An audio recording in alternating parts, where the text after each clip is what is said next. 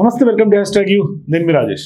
తెలంగాణలో ప్రస్తుతం ఉప ఎన్నికలు ఏదైతే జూబ్లీహిల్స్ నియోజకవర్గంలో జరుగుతున్నాయో వాటి మీద ప్రధానంగా ఇప్పటికే సీఎం రేవంత్ రెడ్డి ఫోకస్ పెట్టడం, మరోవైపు పెద్ద ఎత్తున తాజాగా జరిగినటువంటి మంత్రుల సమావేశంలో సమీక్షలో కూడా స్పష్టంగా ఖచ్చితంగా గెలవాల్సిందే, చాలా వరకు సర్వేలన్నీ కూడా కాంగ్రెస్ పార్టీ వైపే కొంత మొగ్గు చూపుతున్నటువంటి నేపథ్యంలో కొంత ప్రతి ఒక్కరిని కలవండి, ప్రతి ఒక్క ఇంటిని టచ్ చేయండి, మరోవైపు జరుగుతున్నటువంటి అభివృద్ధి సంక్షేమాలను కూడా ఖచ్చితంగా ప్రజల్లోకి బలంగా తీసుకెళ్ళండి అని కూడా పెద్ద ఎత్తున దిశానిర్దేశం చేశారు సీఎం రేవంత్ రెడ్డి.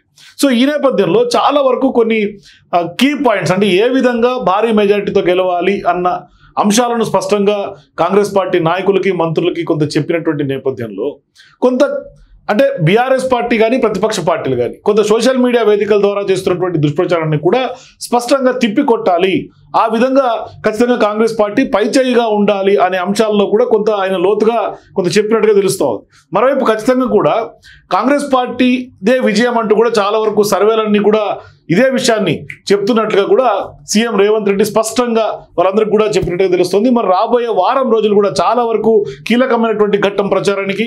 సో ఇటువంటి సందర్భాల్లో అందరూ సమన్వయంతో పనిచేయాలని కూడా సీఎం రేవంత్ రెడ్డి వాళ్ళకు పిలుపునిస్తూ తాజాగా జూబ్లీహిల్స్ ఉప ఎన్నిక పైన కూడా పెద్ద ఎత్తున ఆయన సమీక్ష నిర్వహించారు. చాలా వరకు కీ పాయింట్స్ ఆయన చెప్పారు. అట్లాగే పిసిసి అధ్యక్షుడు మహేష్ కుమార్ గౌడ్, అట్లాగే రాష్ట్రంలో ఉన్నటువంటి మంత్రులందరూ కూడా ఈ సమీక్షలో పాల్గొనడం, అట్లాగే జూబ్లీహిల్స్ ఎన్నికల్లో ఇప్పటివరకు జరుగుతున్నటువంటి ప్రచార సరళిని కూడా ఆయన సమీక్షించడం, రిపోర్ట్లో వచ్చినటువంటి రిపోర్ట్స్ ఆయన కొంత క్రాస్ చెక్ చేయడం, అట్లాగే రోడ్ షోలకు వచ్చినటువంటి స్పందన ఫీడ్బ్యాక్ తెలుసుకోవటం, అట్లాగే నియోజకవర్గాల్లో ఇంటింటికి తిరుగుతున్నటువంటి ఎమ్మెల్యేలు కానీ కార్పొరేషన్ చైర్మన్లు కానీ ఇతర కాంగ్రెస్ పార్టీ డివిజన్ ఇన్ఛార్జీలు కానీ వీళ్ళందరూ కూడా వాళ్ళు చేసినటువంటి ప్రచారం పైన కూడా నివేదికలు ఇప్పటికే ఇంటెలిజెన్స్ ద్వారా తెప్పించుకొని ఆయన నివేదికలను పరిశీలించడం, అట్లాగే ప్రచారానికి మరొక వారం రోజులు మాత్రమే గడువు ఉన్నటువంటి నేపథ్యంలో ప్రతి ఒక్కరూ సీరియస్గా పనిచేయాల్సినటువంటి అవసరం ఉంది, ఖచ్చితంగా గెలవాల్సినటువంటి అవసరం ఉంది, ప్రతి ఒక్క ఓటర్ని కూడా కలవాలని కూడా ఖచ్చితంగా ఆయన ఆదేశాలు జారీ చేయడం, మరోవైపు కలిసేందుకు కొంత ప్రాధాన్యత ఇవ్వాలని కూడా స్పష్టంగా చెప్పారు. మరోవైపు ఖచ్చితంగా ఓటింగ్ శాతం కూడా ఎక్కువగా నమోదయ్యేలాగా, అంటే ప్రతి ఒక్క ఓటర్ కూడా పోలింగ్ బూత్ వరకు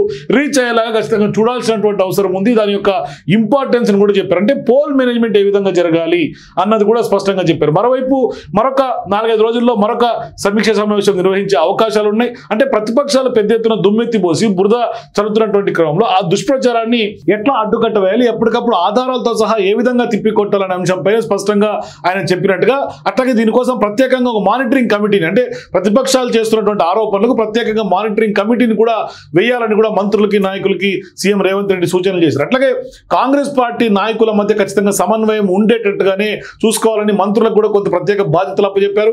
మంత్రులు కూడా కొంత ప్రత్యేక చొరవ చూపాలని కూడా ఖచ్చితంగా ఏదైతే ప్రచారానికి ఇన్ఛార్జీలుగా నియమించారో ఆ యొక్క వాళ్ళందరూ కూడా బాధ్యతాయుతంగా బాధ్యత తీసుకొని ప్రచారంలో ప్రతి ఇంటిని ప్రతి ఓటర్ని కూడా టచ్ చేసే విధంగానే కొంత దూసుకెళ్లాలని కూడా ఆయన చెప్పారు. పెద్ద ఎత్తున ఎవరెవరు ప్రచారంలో పాల్గొంటున్నారని, స్పందన ఏ విధంగా ఉందని, ప్రజల నుంచి వస్తున్నటువంటి ఫీడ్బ్యాక్ ఏంటని కూడా ప్రతిరోజు సమాచారం ఏ రోజుకి ఆ రోజు రిపోర్ట్స్ రూపంలో సీఎం రేవంత్ రెడ్డికి ఇవ్వాలని కూడా, అంటే వాళ్ళ టీంకి ఇవ్వాలని కూడా ఆయన స్పష్టంగా చెప్పారు. అంటే ప్రతి 100 మందికి కూడా ఒక ఇన్ఛార్జిని నియమించడం ద్వారా ఖచ్చితంగా మంచి సత్ఫలితాలు వస్తాయని కూడా స్పష్టంగా చెప్పారు. అంటే గ్రాస్ రూట్ లెవెల్లో కూడా పోల్ మేనేజ్మెంట్కి అంటే 100 మంది ఓటర్లకు ఒక ఇన్ఛార్జ్ ఉంటే ఖచ్చితంగా ఆ 100 మంది కూడా బూత్ దాకా తీసుకెళ్లేదాకా కూడా ఆ యొక్క ఇన్ఛార్జ్ బాధ్యత తీసుకుంటారు. సో దీంతో ఖచ్చితంగా త్వరలో రాబోయే ఎన్నికల్లో ఖచ్చితంగా కాంగ్రెస్ పార్టీదే విజయం సాధించే దిశగా అడుగులు వేస్తున్నారు. మరొక సమీక్ష కూడా నిర్వహించబోతున్నారు. అట్లాగే జూబ్లీహిల్స్ లో అద్భుతమైనటువంటి మెజారిటీతో కాంగ్రెస్ పార్టీ అభ్యర్థిని గెలిపించేందుకు ప్రతి ఒక్కరు కృషి చేయాలని, మరోవైపు పెద్ద ఎత్తున ఇప్పటికే కాంగ్రెస్ పార్టీ ఆధ్వర్యంలో కాపు సామాజికం, అంటే మున్నూరు కాపుకు సంబంధించినటువంటి మీటింగ్ కూడా భారీ ఎత్తున జరగడం, పెద్ద ఎత్తున మహేష్ కుమార్ గౌడ్ ఎవరైతే పిసిసి అధ్యక్షుడు ఉన్నారో ఆయన కూడా స్పష్టంగా నవీన్ యాదవ్ని గెలిపించాలన్నటువంటి ఉద్దేశాన్ని స్పష్టంగా వాళ్ళందరికీ చెప్పడం, నవీన్ యాదవ్ని ఖచ్చితంగా కాంగ్రెస్ పార్టీతో గెలిపించాలని కూడా కోరారు. మరోవైపు సీఎం రేవంత్ రెడ్డి కూడా స్పష్టంగా ఏదైతే సోషల్ మీడియా వేదికల ద్వారా ఇప్పుడు బీఆర్ఎస్ పార్టీ కానీ బీజేపీ పార్టీ కానీ తిప్పి కొడుతుందో, అంటే దుష్ప్రచారం చేస్తుందో, అట్లాగే తాజాగా వచ్చినటువంటి కొన్ని సర్వేలు ఎస్పెషలీ తాజాగా వచ్చినటువంటి కేకే సర్వే తీసుకుంటే ఇప్పుడు దాన్ని కొంత పెయిడ్ సర్వేగా కాంగ్రెస్ పార్టీ నాయకులు తిప్పికొడుతుంది. దాని మీద పెద్ద ఎత్తున కంప్లైంట్ కూడా రైజ్ చేశారు. అది నిజమా అబద్ధమా పెయిడా కాదా అవన్నీ సెకండరీ, కానీ కాంగ్రెస్ పార్టీ ఆరోపణ అయితే స్పష్టంగా ఆ యొక్క సర్వేని ఉద్దేశించి చేస్తుంది. సో ఖచ్చితంగా ఆ యొక్క సర్వే ఏజెన్సీ పైన కూడా ఇప్పటికే కాంగ్రెస్ పార్టీ నాయకులు గత రోజు ఫిర్యాదు చేయడం పెద్ద ఎత్తున అది కూడా కొంత దుమారాన్ని రేపుతుంది. అంటే స్పష్టంగా ఇటువంటి పబ్లిక్ పర్సెప్షన్ని పబ్లిక్ మూడ్ని కొంత మార్చే విధంగా చేస్తున్నటువంటి ప్రచారాలను కూడా తిప్పికొట్టాలని సీఎం రేవంత్ రెడ్డి ఇప్పటికే ఆ యొక్క మంత్రులకి ఇన్ఛార్జీలకు అందరికి కూడా దిశానిర్దేశం చేశారు.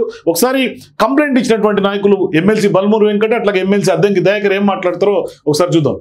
సంబంధించి ఎలక్షన్స్ నడుస్తున్న క్రమంలో చాలా క్లియర్గా ఈ ఏజెన్సీ కూడా సర్వే చేసి ఈ రకంగా ఉందని ఓటర్లని ప్రభావితం చేసి అంటే ఒక సెక్షన్ ఆఫ్ ఓటర్స్ ని ప్రభావితం చేసే విధంగా కోడ్ ఆఫ్ కండక్ట్ కింద ఆ రకంగా ఎవరు కూడా చేయకూడదు. కానీ కేకే సర్వే ఉద్దేశపూర్వకంగా కేటీఆర్ హరీష్ రావు డైరెక్షన్ లో వాళ్ళ ఇంట్లో కూర్చొని ఒక 2 గంటలలో ఒక లిస్టు తయారు చేసి ఒక ప్రిడిక్షన్ తయారు చేసి ఉద్దేశపూర్వకంగా ఈ జూబ్లీహిల్స్ ఉప ఎన్నికల్లో బీఆర్ఎస్ పార్టీ ఆడుతున్న ఒక పొలిటికల్ స్టంట్ లో భాగంగా కేకే సర్వే కూడా హరీష్ రావు కేటీఆర్ డైరెక్షన్ లో ఈ రకంగా ఒక న్యూస్ ఛానల్స్ కి దాన్ని సర్వే పోల్ ని ప్రకటించి ఈ రకంగా ఎడ్జ్ ఉందని చెప్పి బీఆర్ఎస్ పార్టీకి ఓటర్లని ప్రభావితం చేసే ప్రయత్నం చేశారు.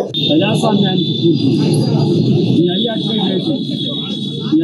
చేసి ఫామ్ హౌస్ ఉన్నాడు.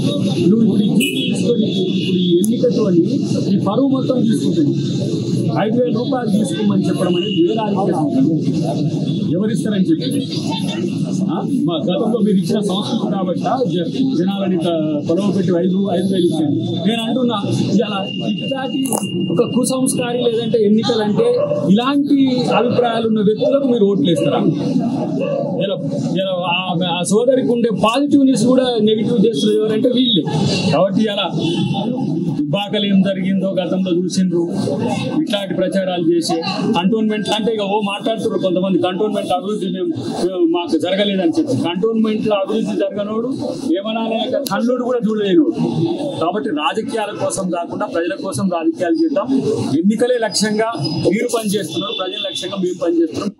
సో ఇట్లా అద్దంకి దయాకర్ కూడా మాట్లాడినటువంటి మాటలు విన్నాం. అంటే ఖచ్చితంగా ఇప్పుడు అంటే బీఆర్ఎస్ పార్టీ ఏ విధంగా ప్రజలకు బలంగా వెళ్తుంది, ఏ విధంగా వ్యూహాత్మకంగా వెళ్తుందో దాన్ని తిప్పి కొట్టాలి. అంటే ఎన్నికల క్రమంలో ఇటువంటి ప్రచారాలు కరెక్ట్ కాదు అన్నది స్పష్టంగా చెప్తారు. అంటే ఒకవైపు బల్మూరు వెంకట ఏమో సర్వేల గురించి మాట్లాడారు, అట్లాగే అద్దంకి దయాకర్ ఏమో స్పష్టంగా 5,000 రూపాయలు ఎవరు ఓట్లు డబ్బులు ఇచ్చిన తీసుకోండి, ఓటు మాత్రం బీఆర్ఎస్ పార్టీకి వేయండి అన్నటువంటి అంశాన్ని తిప్పికొట్టినటువంటి నేపథ్యం అద్దంకి దయాకర్. సో ఇటువంటి సందర్భంగా ఇప్పుడు ప్రధానంగా ప్రజల్లోకి బలంగా వెళ్లాలని కూడా సీఎం రేవంత్ రెడ్డి సూచనలు చేయడం, అట్లాగే ఆయన ఇప్పటికే 2 రోజుల పాటు పెద్ద ఎత్తున రోడ్ షోలు ర్యాలీలతోటి జూబ్లీహిల్స్ నియోజకవర్గంలో పొలిటికల్ హీట్ని రాజేశారు. పెద్ద ఎత్తున ఆయన చేసినటువంటి వ్యాఖ్యలు పట్ల పెద్ద ఎత్తున రాజకీయ వర్గాలు చర్చనీయాంశంగా మారాయి. సో ఇప్పుడు ప్రధానంగా ఇంకొక 2 రోజుల పాటు ఆయన షెడ్యూల్ పెండింగ్ ఉంది, మరోవైపు బైక్ ర్యాలీ కొంత పెండింగ్ ఉంది. సో ఇవంతా కూడా అవుతే ఖచ్చితంగా కూడా వారం రోజుల తర్వాత మరొక సమీక్ష నిర్వహించుకుంటే ఖచ్చితంగా అప్పటికి ఇప్పటికీ గ్రాఫ్ ఎంత మేర పెరిగింది కాంగ్రెస్ పార్టీది అనేది స్పష్టంగా అర్థమయ్యే అవకాశం ఉంటుంది.